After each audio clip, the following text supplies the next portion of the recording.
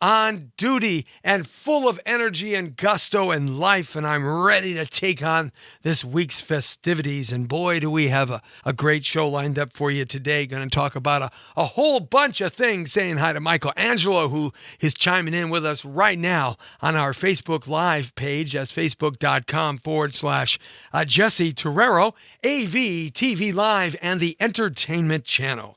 And it's good to have you along here. Also, go to our app, thepowerofvoices.com. The Power of Voices app is free for Apple and Android users. If you don't have it already on your phone, do download it because there are so many terrific things that you can get into. Lots of great shows here and lots of topics through the day, through the weekend, night and day right here at thepowerofvoices.com.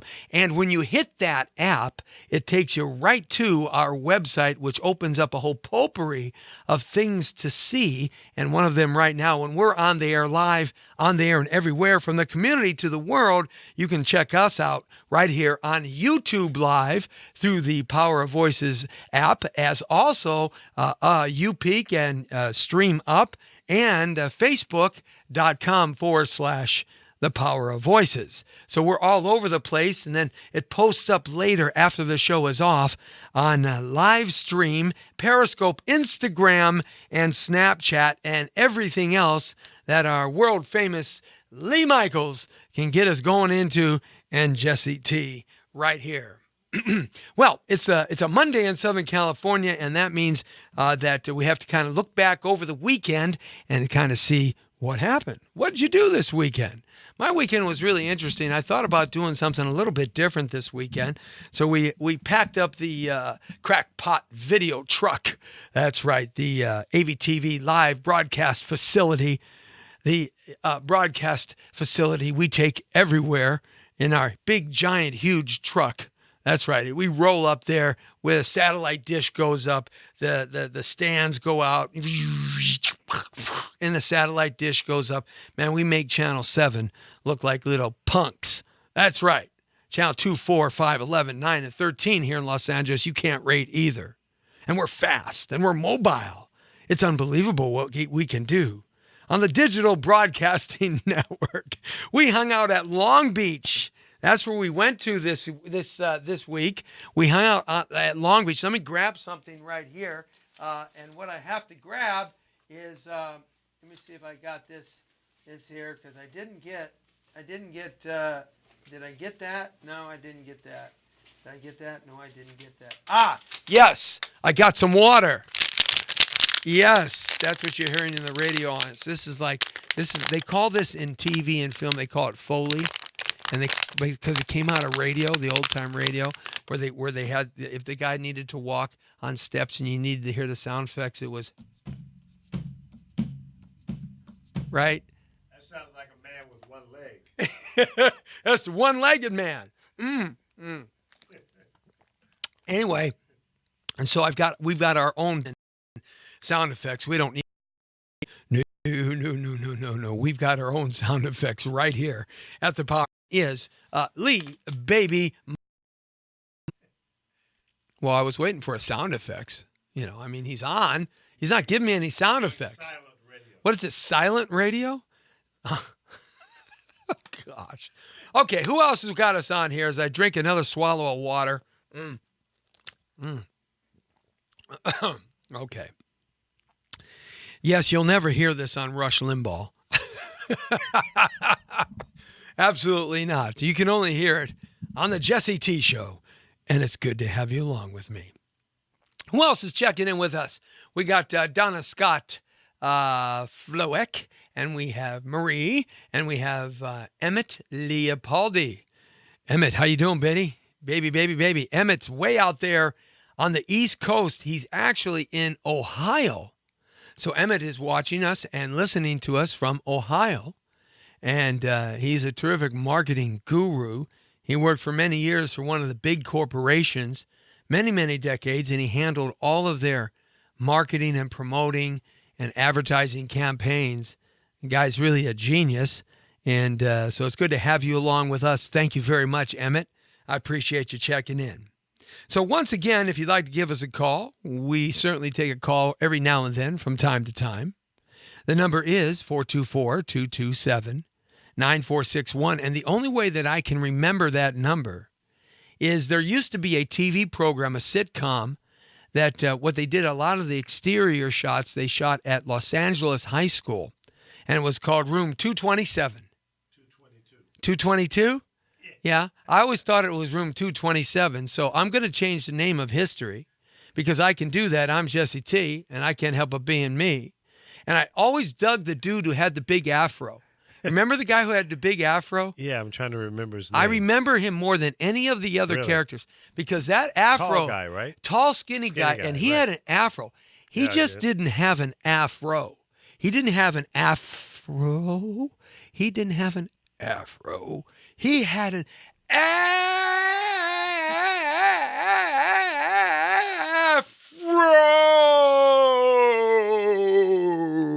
This thing was size of the Goodyear blimp bopping around his head. Remember that thing? Yeah, I do. And he used to remember his name. He used to bang his head or move his head, and the afro would do the shakes like an earthquake aftermath of an earthquake, the shivers, right? I remember as a kid in room 222 that I've now named 227. Man, that's the official name. So we'll just contact ABC or CBS or NBC, and we'll let them know that Jesse T just renamed history. But 222, who's now known as 227, that guy, that dude was like the cool dude. He always had the cool answer, the smart answer, smart aleck. The girls loved that guy. So I remember when I was a kid, I think that was about 1971, I want to say. It certainly was the end of the 1960s and the very beginning of the 1970s. It wasn't in the mid-70s yet, and it wasn't in the early 60s because they were wearing clothes of that genre, and I remember that. And one of the things that I noticed about the classes is that the classroom was completely, absolutely, 100% balanced. You had an African American guy, you had a Hispanic guy, you had a white girl, you had an Asian girl, it was all completely balanced in that respect. Yeah, room 222, and the coolest teacher in the world in room 227. This guy was like the coolest teacher in the world. Remember, he always wore turtlenecks. I mean, it could be like 175,000 degrees outside in Southern California, and this guy would have a turtleneck on, and he was really handsome. I remember him, and he was really cool. And so anyhow, I love that show because, I decided that I wanted to get an afro. So I remember when my mom came home, and I was watching that show, my dad, and more or less my mom, because she ran the roost of the home.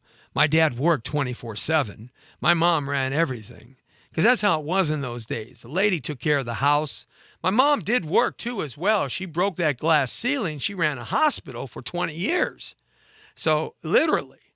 But nevertheless, the house was ruled by my mother. My father, he had the honey-do list every single day. I mean, a honey do this and a honey do that. And, my father was a complete gentleman, 84 years old today. He was the best dad a guy could ever have and the best husband that a woman could ever ask for, and the best father and the provider, just a terrific man. They fit hand in glove, those two people. They were absolutely perfect for each other, my mom and dad. But I said to my mom, Mom, I want to show you something. So room 227, formerly known as 222, room 227, they had it on. And I said, Mom, I want to get a haircut just like that. I didn't know what it was called at the time. I was too young. But I said, I want a haircut like that. And the reason why I wanted that big afro, I mean, this wasn't a little afro, guys. This was an afro.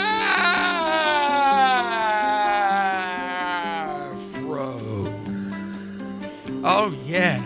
Listen to that beautiful, beautiful music. I mean, does that... Oh, it's coming back now. Yes.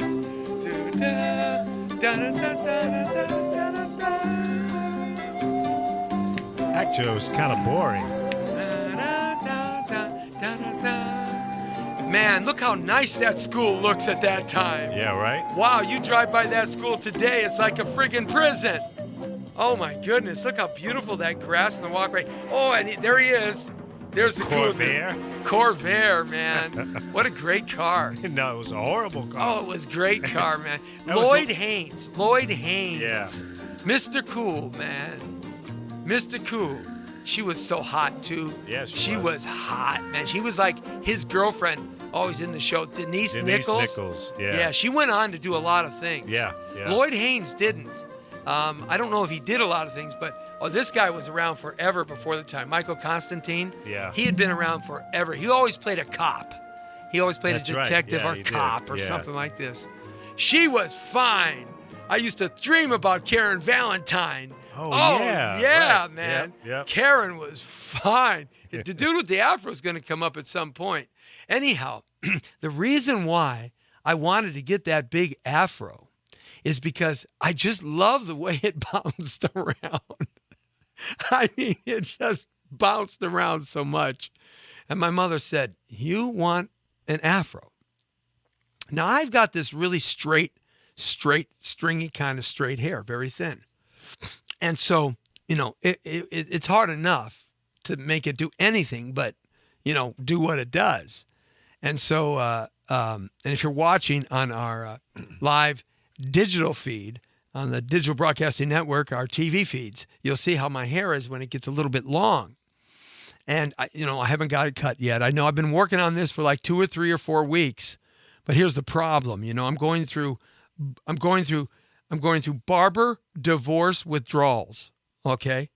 Because my barber left me. My barber left me. Dun, dun, dun, dun, dun. She pulled up stakes. Dun, dun, dun, dun, dun. Packed her bags and left in the middle of the night. Dun, dun, dun, dun, dun. When she saw Jesse T coming down the street and he was in sight. Dun, dun, dun, dun, dun. Sharon, love her. She moved to Memphis, Tennessee, and she got reined in. Ha, ha, ha, ha, ha, ha. That's what you get for moving away from the brown beauty on duty. Anyhow, no, she was a great barber. So she left, retired, sold her house, and skipped out of town. And, I'm going through these major withdrawals, and it'll take me a while before I get this ragamuffin cut. So anyhow, I wanted to get that afro. My mom looks down, she says, "Okay." My mother said, "Okay." Now, that's how my mom was. My mom was a screaming left-wing Democrat. I mean, she was like a liberal left-wing Democrat, right? Very conservative in some things, very conservative, but she leaned left, right? And so she said, "Okay," right? So that night, we went to the store and she got the permanent stuff, so she can make my hair curly and kinky and big. And she got all that going on. And so I get all this going on, right? And all night she works on this, right? And I'm really excited because, I'm going to go outside. It's a summer day, and I'm going to go outside the next couple of days with this big, giant afro, right? And so the next morning I wake up. She takes the cap off, and my hair's all kind of curly and tight little curly things. And then she starts doing her number, to make it kind of fro up, get thick and froey and frosty, and right. And so it's the tight weave is she's working that afro comb. That was the other reason why I liked it. That afro comb sticking out of the hair. I thought that looked so cool. Now, check it out, guys. You've got to understand something. This is 1972, right? 1970. You're talking about an Italian, Spanish, Mexican, Scott Irish, German, French kid, right? They're typical American mutt, me, right? You're talking about me, right? Right? Okay. I'm going to have an afro with a comb sticking out of my hair. So sure enough, she works it all the next day. It gets kind of thick, and she bought me a comb, stuck it in my hair, right? So I went outside. I walk outside my front yard over to Fat Michael's house. And we all had nicknames when I was growing up. Every kid in the neighborhood had a nickname. I don't know when you were growing up, but we all and nobody worried. Everybody kind of loved their nickname. Nobody freaked out. Oh my God, I'm gonna go commit suicide because I'm known as Fat Michael. Yeah, yeah, right. No one did that. That was just everybody had a nickname. And you didn't name yourself. You didn't name your nickname. Your nickname got either named to you by the older boys in the neighborhood or the older girls in the neighborhood for something that you did or something that you looked or how you were, or your peer group nicknamed you by something that happened at school or the playground or the street or, something. Well, Fat Michael was Fat Michael because Fat Michael was fat and he was known as Fat Michael. I mean, Fat Michael was so fat that he was fatter than fat when he was a kid. He was Fat Michael. Now, he eventually grew up as an adult man to be tall and thin. But as a kid, he was known as Fat Michael, okay? And he was my age in the neighborhood. And there was Jimbo. Jimbo. His name was Jimmy, right? But we called him Jimbo. Jimbo because his legs were bow-legged. So everybody called him Jimbo, and he was my age. Now, he had older brothers, and Fat Michael had older brothers. I didn't have any older brothers or sisters. I had nobody, I wrecked the plumbing on the way out because I wanted to be an only child, What can I tell you? Anyway, so Jimbo and Fat Michael were my friends. And Josh. And the reason why we called Josh lived two blocks over because Josh stuttered. But he only stuttered on his name. Yeah, Josh. It wasn't a kind of a stutter. Yeah. No, it wasn't that. The only thing that he repeated was his name twice. He could speak just fine, right? I want a popsicle. I want an orange crush, right? Where's the bike? Where's the bike? Let's go play hide and seek, right? But every time you said, well, what's your name? He goes, Josh. And everybody would laugh because we would try to get him to say his name twice. And Josh. And it was Josh. And so there was Fat Michael, Josh, and there was Jimbo. And then there was me. What they call you? I'm not going to tell you. I'm not going to tell you what they called me. I'll tell you mine. Okay, I'll tell you mine. Okay. My name. See, this is something that hasn't changed my whole life, right? My name was. Must have been a good one. My name. No, it was really simple. We had Fat Michael. We had Josh. We had Jimbo, right? Right. And then we had Jesse Terrero. But they called me Motormouth. No. Why would they do that? Motormouth. No, they were wrong for that one. They called me Motormouth. How fitting. And I couldn't because, I always talked. Motormouth. Hey, Motormouth, what are you doing? Motormouth, come here. Motormouth, tell us about this. Motormouth. So that was my nickname, right? Right. And Perfect. Yeah, perfect. And that was sort of our kind of four guys. There were other guys. There were 4, 8, 10 guys in the neighborhood because the neighborhood was filled full of guys and girls too. There was Gigi, and Gigi had, two glasses. She had really thick glasses, so we called her Gigi. I don't know why we called her Gigi, but that's kind of how we were. What was yours? Termite. Okay, so there must have been a reason for that. I was a skinny kid. Skinny. Yeah. Right. Could you crawl under things and fit into places that nobody else could fit into? No, I don't think that was it. I don't know why they called me that, really. And then my CB handle was the intern because one of the main guys in our area, his name was Dr. Feelgood on the radio. Dr. Feelgood. Okay. Yeah. And I used to hang out with Dr. Feelgood, so I was his intern. Right. Yeah, I got it. Yeah, Got it. yeah. Okay. I love the CB thing. I was just a little late on it. Yeah. When I got my license. I was just maybe a year or two of, the CB thing. But I really liked it. That was like the first part of community. That was like a cell phone for free. Exactly. I mean, if you, okay, so my friend says, hey, Lee, they called you termite because you ate wood? No, I didn't eat wood. No? Didn't eat wood? Okay. No. All right, so. No, I was not a wood eater. All right, so anyhow, so we all had nicknames, and that's how the neighborhood was. And so I walk out with this afro, right, with the comb in the hair, and it's as big as my mom could get it. I walk out with this afro, and I go over to Fat Michael's house, just around the corner, right? And Fat Michael comes out, and he looks at me, and he said, "What happened to your head?" And I said, "Well, I wanted to get this hair like this. My mom helped me cut my hair like this." And he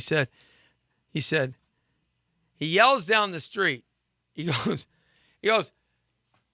"Jimbo, Josh, Gigi, Michael." Everybody comes running, man. All the kids, and they looking at my hair, right? And everybody has to put their hands in my hair, right? Everybody's got to touch it because no one saw that kind of hair ever in my neighborhood, right? Nobody saw that. So they all putting their hands in my hair, and they were they would grab my hair when we'd play hide and seek, we'd play we'd play tag, whatever we were doing, right? They were always grabbing my hair, always doing that. And so that hair bit lasted like 2 days. It was a lot of work to maintain too. Yeah, and my hair being as long as stringy as it is, it was impossible. You need a hairdresser to keep yours. Right. So, but I always wanted to have that hair, and I never had that hair again. But because of room 222, now known as room 227, I had that hair. They moved down the hall, huh? Yeah, they moved down the hall. Now that's how I remembered the phone number: 424-227-9461. So that's sort of the story behind how I remember the phone number here at the radio station. I don't know how you do it. In that respect. Okay, so during Emerson Fittipaldi, Emmett Leopardi, Emmett, I'm going to call you Emerson Fittipaldi. Okay, you are now the world's greatest Formula One driver. So I've just changed your name like I've changed the room from 222 to 227. You're known as Emerson Fittipaldi. During my college football days, his teammates named him Afterbirth. Afterbirth. They claimed I was so tough and mean that my mom threw the baby away and and raised the Afterbirth. That's amazing. We had a guy in our neighborhood. I guess I can say it. And even the teachers in high school referred to him by his nickname. Yeah. What was that? Titty Head. Yeah. Well, He had his head was shaped like a boob. Yeah. He had a sharp head. Yeah. Yeah. He had a point on it. Yeah. Well, okay. Sorry. That's okay. I have this vision of a pointy head guy, and his head looks like a tit. Yeah. I don't know what to tell you, man. Yep, that's it. You had a very difficult weekend there, Lee. Yeah, I did. That worked all weekend. Yeah, I think you You need didn't to. come hang out with your buddy, man. Well, you didn't call me. Yeah. Well, you know what I was doing. Well, I was down at the beach I know. anyway at That's the jacked up. 84th annual sand sculpting contest, and you can go on the website at facebook.com/Jesse Torero and check out all the festivities.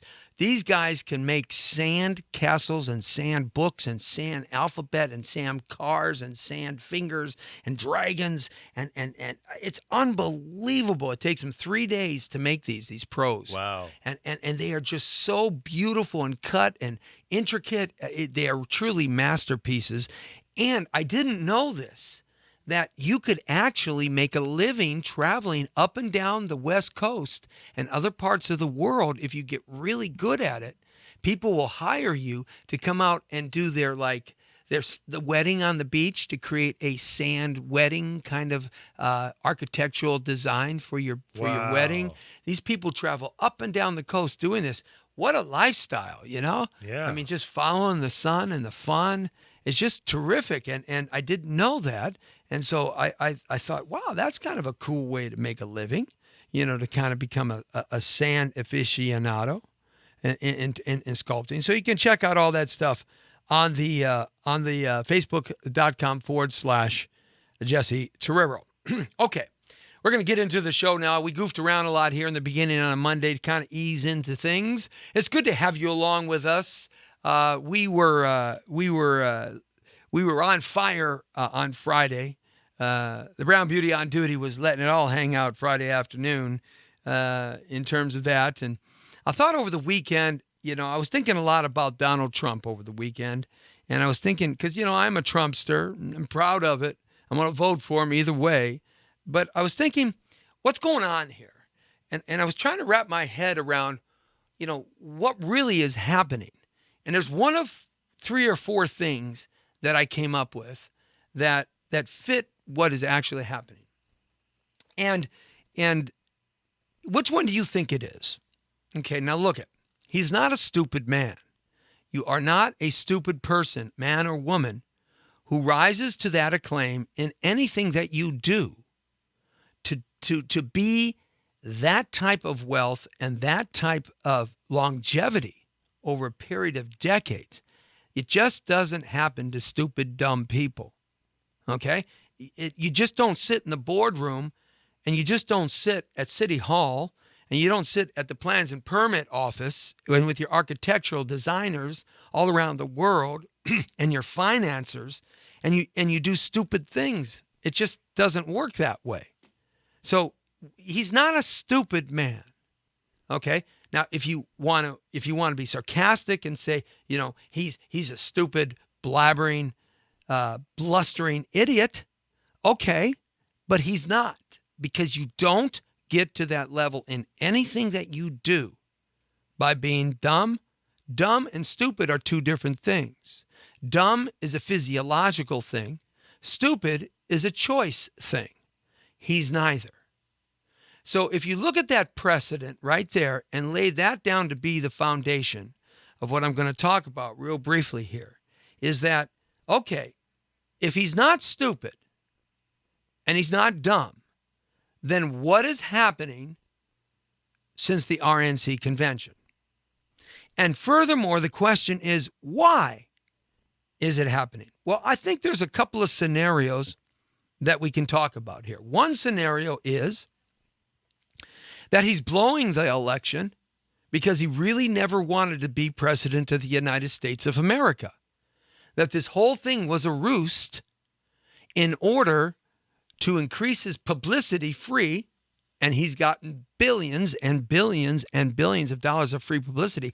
I mean, right now, the last number check I got, the Clinton expenditures over this campaign just since the DNC is well over $100 million. Well over. But the expenditures that Trump has spent is less than $50 million. So when you look at that, you say, okay, look at all the free publicity. No doubt about that.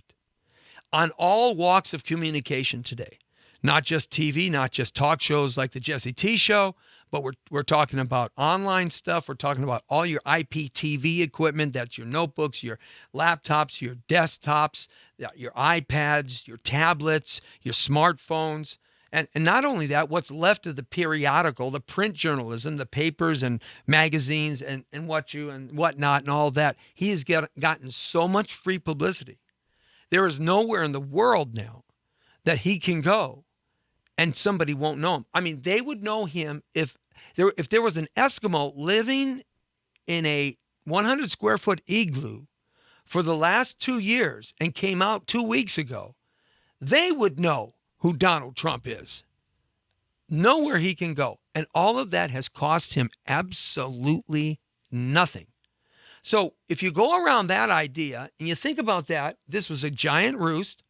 It was a giant, well planned out, dedicated conquest, the art of war, a tactical strategy designed to boost his brand to levels that no brand in the world could ever get to or afford to get to, or even if they could afford it, they wouldn't spend the amount of money that he has gotten in terms of dollar value for free marketing, advertising, promoting, and branding.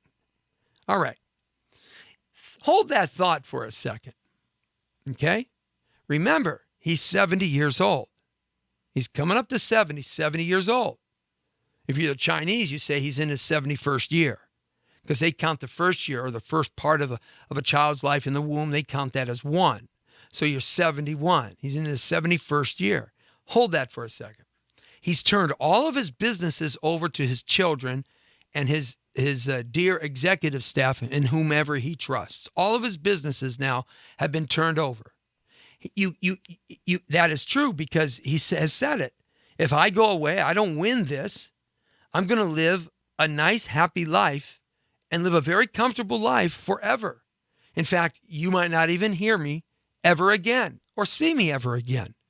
So we know he's turned everything over. All right? Okay. Hold that thought for a second. Why? Why would he want to do this? Is there something about his finances? Is there something about his empire that he's concerned about? That he has not been able to fix? That he has not been able to get over the top on? Now, we know that he's not just a developer, he's a businessman. So they're all about the bottom line at the end of the day. How much red ink you have and how much black ink you have. There's no personal aspects here. It's business. That's all it is. It's just business. So we know that he's a businessman across multiple different types of businesses, not just building skyscrapers. He has ties and shirts and whatnot and other things that are part of his empire. I think he has somewhere in the area of 20 to 50 different businesses that he has. The diversification is there. Also, all of this has to be financed. And no matter how wealthy you are, you do the OPM, other people's money. Even if you're worth 500 million or you're worth 10 billion, you're still going to use other people's money. If you can use other people's money, why use your own? So there's got to be some debt service there somewhere. I mean, this is just talking about doing business. That's what it's about. All right. So he's leveraged to some point. He doesn't have to turn over his tax returns. Quite frankly, I don't care if he does. But is there something in the tax returns that perhaps he doesn't want anybody to see? Now, that might validate that first idea that this was just a great plan. And he never really intended to win. But he has. You see, you guys know what I feel about our planet, that there are an elite few that really run the economics of our globe. And they are wealthy beyond wealth, wealthy beyond even your wildest imaginations. They deal in power and control. There's what they deal in. Domination of an empire, of a global empire. Just like Alexander the Great dominated his empire, and Genghis Khan, and the Babylonian Empire, and the Egyptians, and the Romans, and the Greeks, and the Zulus, and the Incas, and the Aztecs. And we can go on and on and on. But here's the thing. If you think about Donald Trump for a second, he's really not part of that really elite. None of them are. And I think that they really thought that Jeb Bush and Hillary Clinton were going to win. See, Bernie Sanders was put there to be a rebel rouser. Let the old Bern have some fun. Let him stir up the mix. But Hillary's going to get the nomination through the superdelegate process if we have to make it happen. And Jeb Bush can't lose. He's got the money. He's got the history, the lineage. He's got the corporate backing. He's got a good enough record. He can make it happen. And he's married to a Hispanic, a Latino person. What better mix could you have? I mean, all of that package looks great. What they didn't expect is he's just uninspiring on a federal level, on a national level. Maybe in Florida, he's very inspiring, but Jeb just didn't cut it.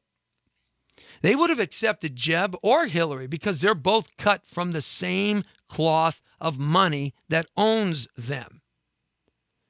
Now, Trump was put in there. He ran. He got it. He decided to toss his name in, just like I've tossed my name in to the city council seat, CD7 here in Los Angeles. And I'm not really doing anything with it yet. I still got some time to make that final decision. But the point is, he saw this as a branding opportunity. So he let his mouth go. And he spoke to the constituents that were the silent majority, the angry ones, the ones that feel the country has left them behind. And there is a lot of them. They're not the necessary ones that might get out and protest. They're not the ones that might get out and do destructive things. They're not the ones that are going to figure out ways to turn themselves into criminals. These are people, many people, millions of people who, one, have just given up on trying to find a job. They have no more benefits. They're off the rolls. See, our unemployment is higher than what they're reporting.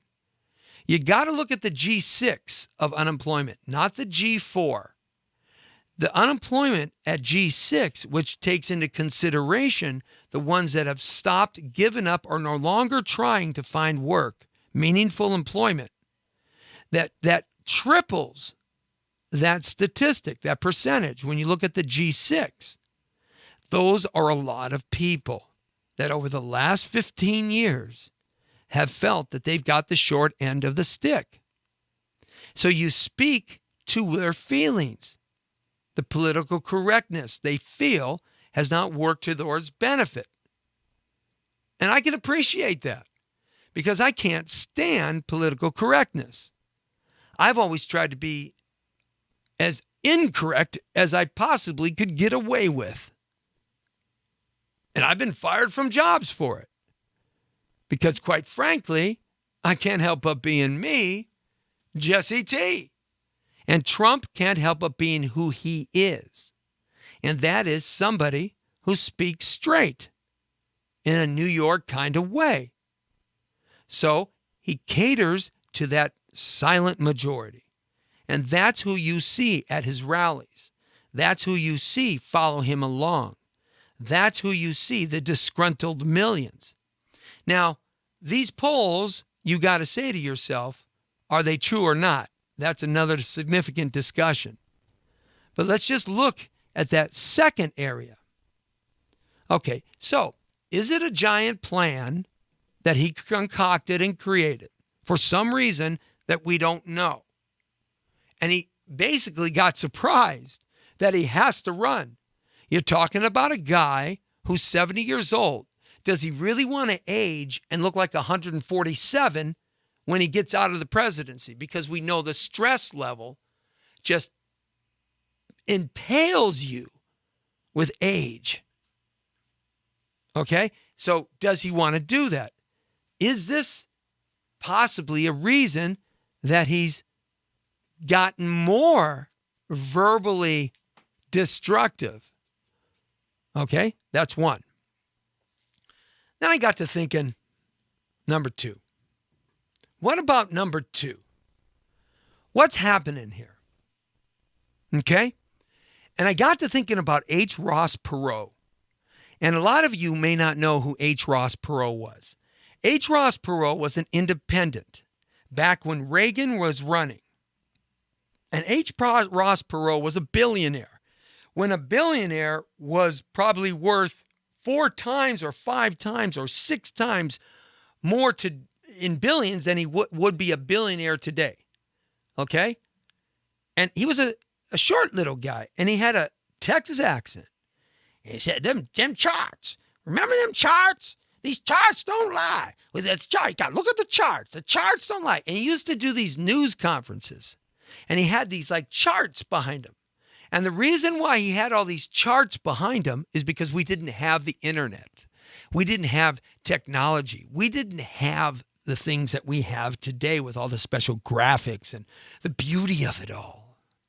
He had these charts, and he would take his little pointer and he'd point at these charts. He explained all these things. The charts don't lie. Statistics don't lie. The numbers don't lie. The charts. And he was kicking butt, man. He was kicking butt. I was going to vote for the guy. I liked the guy. His charts won me over. I said, wow, I like the charts. I used to like wait for him to come on TV so I could see his newest chart. I mean, the guy was crazy. Loved his charts. Okay? And so he had these charts, and he was doing really well. He really was. He was taking enough from the Democrats, and he was taking enough from the Republicans, and more people were starting to rally at his rallies. I went to a rally in Sherman Oaks. They blocked off the whole street and corner for him. It was cool. I shook his hand and met him. That's all. I was a young kid. I didn't know nothing. I just stuck my hand out there and shook his hand because I liked him. I was going to work on his campaign. And then all of a sudden, guys, he disappeared. I mean, it was like I dream of a genie. Whoof, the genie's there. Whoof, the genie is gone. And his charts, his campaign. And he had momentum. He had the mighty Mo on his side. He was starting to wreck things, man. He was starting to make things happen. It was starting to happen for this guy. And all of a sudden, he just said, no more for me. Nobody knew why. He would never answer. He did one news conference, and he said, I got to get back with my family. My family needs me. My family needs me. I got to get back with my family. Being on the road, it's just too much for my family. Years later, we kind of found out what happened. The speculation is, and it's very high on a percentile level. You see, he was on the campaign trail, and his daughter, I believe, she got in a horrible car accident in Texas and almost lost her life. And then he quit.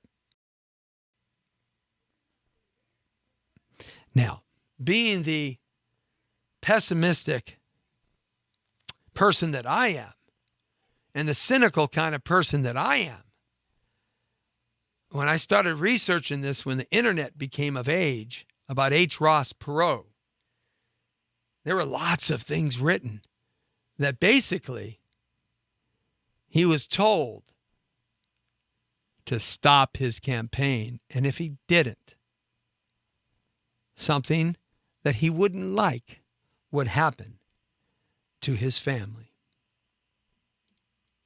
When JFK was assassinated and executed at Dealey Plaza, at the X that marks the spot, and it's still there.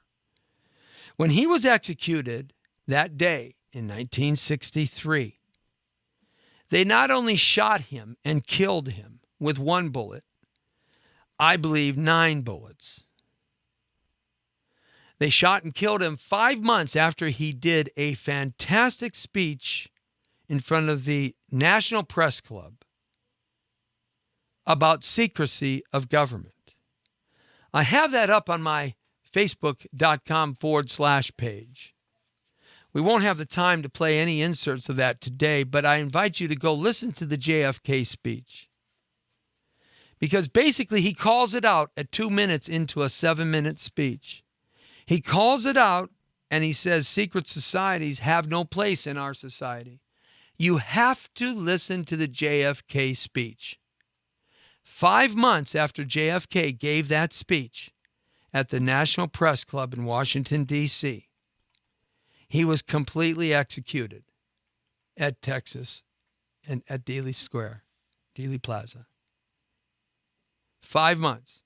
The things he said in that speech, many attribute that because of that speech, he had to give his life for it. It's unbelievable when you think about it. Not only did they kill him, but they killed Robert Kennedy too 5 years later here in Los Angeles at the Ambassador Hotel. And not only did they kill Robert Kennedy, they killed John about 15 years ago when he was flying from New York back to Boston, Massachusetts. A schooled pilot who'd been flying since he was a teenager. The plane that he owned, not a rented plane, not a leased plane, a twin turboprop, flying at low levels, a couple, 200, 300, 400 feet above the ocean, under the ceiling of the clouds, though he was instrument lane were found, and that was that. And Teddy Kennedy, they made him just be Teddy Kennedy, the party boy buffoon who killed Pachechnik, driving off the bridge drunk into the river. And he had driven many times drunk up the Capitol steps on the backside of the Capitol building. In fact, they put the original cement barriers there to keep Teddy Kennedy from driving his car drunk up the steps. It's a shortcut. Well, that's Teddy Kennedy for you. They completely destroyed the family. So when H. Ross Perot got that message, he got it loud and clear. And off he went into the oblivion of history. So, Donald Trump, all of a sudden after the RNC, he triples down on the craziest things in the world to say. Not lightening up a little bit, but he triples down. He's not a stupid guy. He's either smart like a cat, and he created a roost in my number one idea, or somebody got to him and said, look it, you had your fun time. Have some more fun time. But destroy your campaign, otherwise we'll kill your family.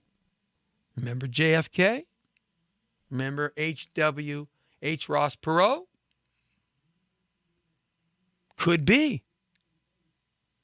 When you deal at that level, life has no meaning like it means for you and I. These people are ruled by power, and power corrupts itself absolutely. And once power is corrupted absolutely, power kills without reservation. That's what happens. History teaches us that over and over. All of a sudden, this smart guy who's built an empire, whether you believe his empire is worth $300 million, $30, or you believe his empire is worth $10 billion, that is irrelevant. What's relevant is he built an empire. What's relevant is he has significant assets. What's relevant is he's not a stupid guy.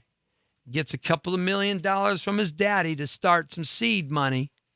Not 20, not 200, a couple of $1 million. And he turns it into $1 billion 3 times after 3 BKs. And he can do that because how many of you out there have filed a BK, Chapter 7? So don't cast the first stone. I would say, given the statistics over the last 10 or 15 years, a good number of you have, or at least there's somebody close to you you know and love who's done a 7 or 11 BK for some reason. That I would suggest, and I could argue that point, just look at the statistics. So having a BK means nothing. That's a matter of doing business today. We don't have debtor's prison anymore. That ended in the 19th century. We don't have debtor's jail anymore like they did to the founding forefathers who couldn't pay their bills. They threw them in debtor's jail for 2, 3, 4 years. There's 3 people in one of my units in Lancaster that I want to throw in debtor's jail. And you know who you are. In number 100, number 104, and number 108. I want to throw y'all in debtor's jail. You low-life scumbags. Pay your friggin' rent. Sorry, got on a tangent. Here's the point. The point is, he's not that stupid. Did somebody get to him? Here's number 3. Number 3 is a little different. Because number 3 is he's just being Donald Trump. We didn't know Donald Trump more than Mr. Apprentice Man, more than the guy that owned the casinos in Atlantic and had those beautiful Atlantic City and had those beautiful tall buildings and golf courses. And it was kind of outspoken. When you look back at him historically, he's always been kind of outspoken. He's sort of like Jesse T. Say what I got to say. Let the crumbs fall where they're going to fall. Deal with it. Because I frankly don't care whether you agree with me or like me or not. The only thing I care about is I got to say what I got to say. You can argue with me. You can have your opinion that could be quite the opposite, and I respect that and honor that. I'm still going to say what I'm going to say. Sorry. Too bad. Go somewhere else. Here's the point. Is that Donald Trump? Is he just being who he is? And is he so crafty like a cat of 9 lives? Is he playing the political campaign game so differently than anybody before him in modern history that we know? To such a degree that his base that he originally speaks to is going to grow silently, and it can't be measured in a poll. Is he really outrageous, or is he just being outrageous? Because this is his marketing strategy. This is his way of winning. He's not spending the money in the nominating process like the other candidates did. He's not spending the money like Hillary trying to rebuild her lying ways. She's such a liar, folks. It's all going to catch up to her. And I hope it does before she has a possibility of being president, because if it does during she's president, we're going to get Country Boy Joe for our president. And that's what I need. The point is, this is maybe his strategy.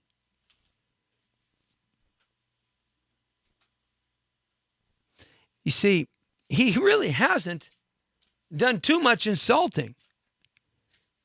It's the supposition and the illusion of the words that are being created that are creating the insult in our minds because of how we are interpreting what he's saying. And he knows that. That's why the next day he rebounds and creates another avenue. This is what he's been doing right from the beginning. And as the DNC fights him, listen to me, DNC guys. Listen to me. You should have learned this already. You want to beat Donald Trump? Come to the world according to Jesse T. I'm going to show you how to beat him. Shut up. Shut up. Leave him alone. Let him be who he is, because when you fight him, he gets stronger. It's sort of like the more you fight, the more you give your chi, your energy to him, DNC. Let him be who he's going to be. Let him say who he's going to say. Let him act how he's going to act. Let him point the fingers. Don't point it back. Go about your business.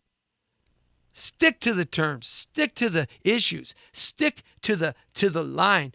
Don't get there. But you see, they have a built-in problem, folks. They can't. And the reason why they can't, because they got a lying witch manipulator. The Clintons, nobody does it better. No one can say, I didn't have sex with that woman.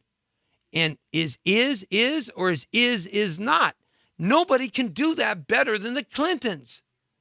And don't you think for 1 second they aren't a team. They've been a team right from the beginning. Believe me. How do you go from leaving the White House with $275,000 in your pocket to be worth well over $100 million in 25 years? How does that happen? You're not stupid. Just like Donald Trump, he's not stupid. Maybe this is his plan. Because what he's doing is making Hillary and the DNC defend themselves. They spent 3 days on a stupid stage telling us that she is like the best mother, she's the best provider, she's the most loving woman, and she is not. Did you see how she kissed her daughter? I thought they had the Grand Canyon between them. Geez, I would kiss a vicious wolf better than I would kiss a kiss like that. Here's the point. Leave him alone. That's how you beat him. You fight him, he gets stronger. I've given a lot of thought to this because the man's not stupid. He's crafty. He's crafty. You don't grow up in New York City and you don't make the deals and the money being stupid. If you've never been to New York, you have no idea what I'm talking about. Frank Sinatra sings about New York, New York. Listen to the words. You can make it there. You can make it anywhere. And there's no lie about that. New York is a training ground for the rest of the world. It always has been, and it always will be. So this is my feeling as we come to the end of our Monday show. The World According to Torero. You just heard it. Live at 5. It's a Jesse T show. Straight on the point. Monday through Friday. We're coming to the end here. I have no idea where I'm at. I think I got about a minute and a half. So here's what I got to say.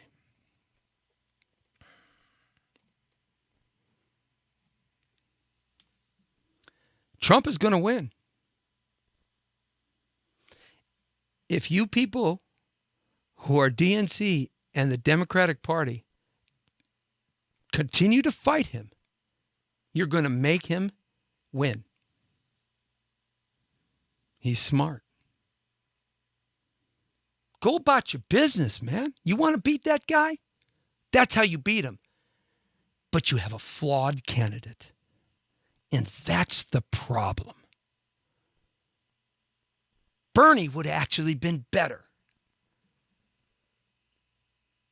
Because he only had one thing to get over, socialism. She's got a myriad of things. Our country will survive.